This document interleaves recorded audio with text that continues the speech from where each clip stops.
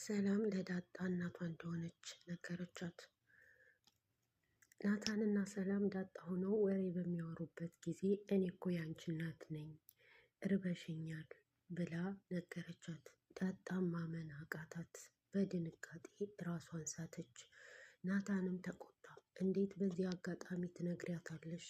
እንዴት በዚህ ሁኔታ ላይ ትነግሪያታለሽ? ብሎ ናታን ተቆጣት። ደረጀም ልጄን ገደልሽብኝ በማለት ጮኸባት ሰላም ላይ።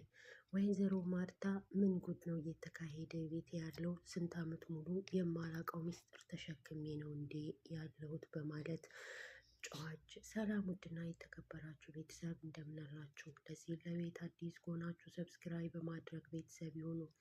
አቶ ደረጀ እንግዲህ ሰላምን ፊቷን እያየ ሚስጥሩን ታጋልጥብኛለች በማለት በፍርሃት ላይ ነው ያለው። ማርታ ደግሞ ሰላም እንግዲህ ተቀያይራለች። ከሆስፒታል ከወጣች በኋላ ሁሉን ነገር እያደረገች ያለችው በደመ ነፍስ ነው ብላ ለአቶ ደረጀ ተናገረች። አቶ ደረጀም ደግሞ ያው እርግዝና እያመማትና ብቸኝነት ስለተሰማት ይሆናል እንጂ ሰላም ስንት ዓመት ስትቀመጥ ምንም ነገር አይተንባት የማናቀውን አሁን ሲያማት እንዲህ ነው እያላችሁ ብዙ ነገር አታውሩ ብሎ ለማርታ ተናገራት። ዳጣን እንደገና እንደ አዲስ እየተንከባከበቻት ነው። ለራሷ ለብቻዋ ወጥ ሰርታ፣ ለራሷ ለብቻዋ ደግሞ የሚጣፍጥ ነገር ሰርታ እንደ እናት እየተንከባከበቻት እና እያጎረሰቻት ባፏ እየሰጠቻት ነው። ይሄ ነገር ዳጣ ግራ ጋብቷታል።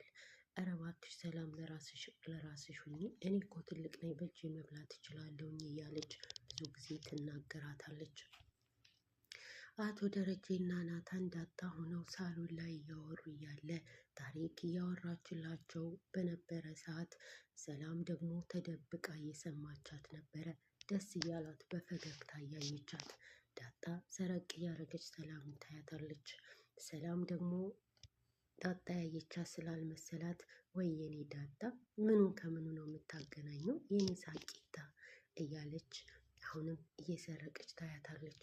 ወሬውን ከጨረሰች በኋላ በምልክት ነይ ብላ ጠራቻትና ተጠራሁኝ ብላ ወደ ሰላም ነበር ሄደችው። ከሄደች በኋላ በላሽ ወይ ጠጣሽ ወይ እያለች ነበር የጠየቀቻት። አንድ ጊዜ ጧት ከእንቅልፏ ተነስታ ማታ ላይ አብረሽ ነው የምታድሪው ብላ ካሳደረቻት በኋላ ሰላም በተኛችበት ወደ እነ ምሳሌ ቤት በሄደችበት ዳጣ ቁርስ ማንም ሰው አይበላም ዳጣ ካልመጣች ብላ ቤተሰቡን ሁሉ ቁርስ ሳታበላው አስረፈደችው። በዛ መካከል እንግዲህ አቢጌልና ሰላም ግጭት ፈጠሩ።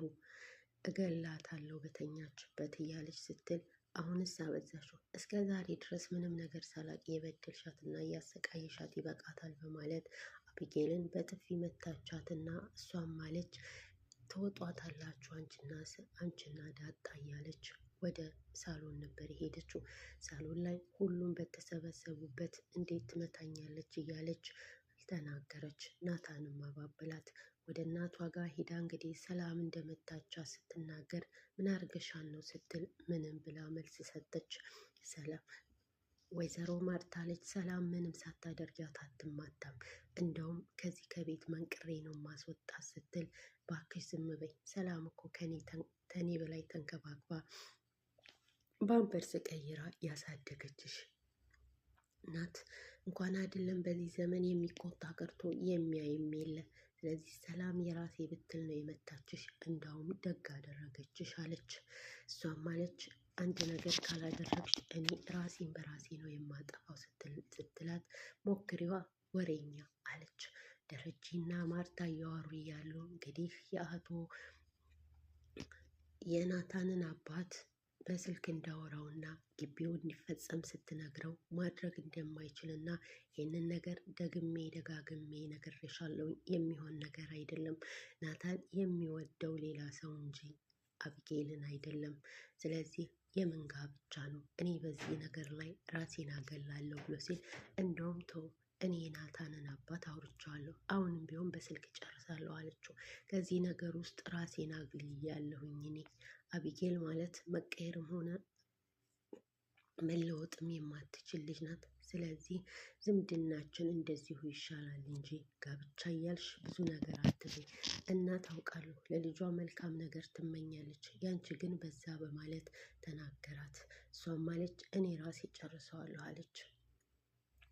እንግዲህ የሰላምና የዳጣ ግንኙነት ሰላም ልጅነቷን ስለምታውቅ እጅግ በጣም ተቀራርባታለች። ድሮም ተወዳት ነበር። አሁንም ቢሆን ስለ ዳጣ አውርታ አትጠግብም። ሰላም ዳጣን ስታያት በስስት ነው የምታየው። ስለ ዳጣ ስታወራ በናፍቆት ነው የምታያት። ትላለች እንዴት ሆነሽ አድገሽብኝ ይሆን እያለች ትምህርት ቤት በገባሁበት ሰዓት እያለች ስታወራ እንባዋ በጉንጯ ይሄዳል። ሰላም እንግዲህ እጅግ በጣም አሳዛኝ የህይወት ታሪክ አላት። አትናገር ቃል ገብታለች፣ አትተወው ደግሞ ግራ ገብቷታል። ግን ዳጣን ጠራችና ናታንን ስልክህን አውጥታ ፎቶ አንሳኝ እያለች የተለያዩ ፎቶ አነሳቸው። እሷም አለች የሚያምር ፎቶ ፈልጋለሁኝ ለቤቢ ሻወር አትነሽም እንዴ ሲላት የቤቢ ሻወር ምንድን ነው ደግሞ እኮ ታምራላችሁ ብሎ ሲላት እውነታውን ዘረገፈችው። እዚህ ላይ ነበረ ትልቅ እንትን የተፈጠረው። እናምራለን አይደል ናታን አለች። አዎ ሰላምዬ አየሽ እሱ እኮ ቢገባ አሁን ፎቶ ሁሉ እንዴት እንደሚያስጠላ ነበረ። አንተ እኮ ወንድም ቢኖርህ በግ ትመስል ነበር እያለች እየቀለደችበት ነበረ ዳጣ። እሷ ደግሞ ኧረ እባክሽ እንደዚህ አይባልም እያለች ዳጣን ትላታለች በስስት እያየቻት። በስተመጨረሻ በጣም ነው የምታምሩት ሰላምዬ፣ በእውነት ታምራላችሁ ቁርጥ እናትና ልጅ ብሎ ሲላት እናምራለን አይደል እናትና ልጅ እንመስላለን አይደል? አዎ ማርያምን እናትና ልጅ ትመስላላችሁ ቁርጥ ብሎ ሲላት እና ታዲያ እናትና ልጅ እኮ ነን ብላ እውነታውን ተናገረች። የዚህ ጊዜ ነገራቶች ሁሉ ተቀየሩ። ናታን ስልኩ ከእጇ መለጠው። ዳጣ ደግሞ እጅግ በጣም ደነገጠች። ምንድን ነው የምታወሪው ሰላም ስትላት አይ ምንም አለች። እናቴ ነሽ እንዴ አለቻት። ከዛ በኋላ ዳጣ ራሷ ፌንት ነቅላ ወደቀች። በዚህ መካከል ነበረ አቶ ደረጀ እጅግ በጣም የተቆጣው። ሰላም እንዴት ነገሮችን ሁሉ ታበላሻለች በአንድ ጊዜ ነግሬሽ አልነበር እንዲህ አለች። ራሷን ስታ ስትወድቅ ሰላም እሷም ደነገጠችና ጎንበስ ብላ ልጄ ሽታዬ ቆይ እንጂ እያለች መጮህ ጀመረች።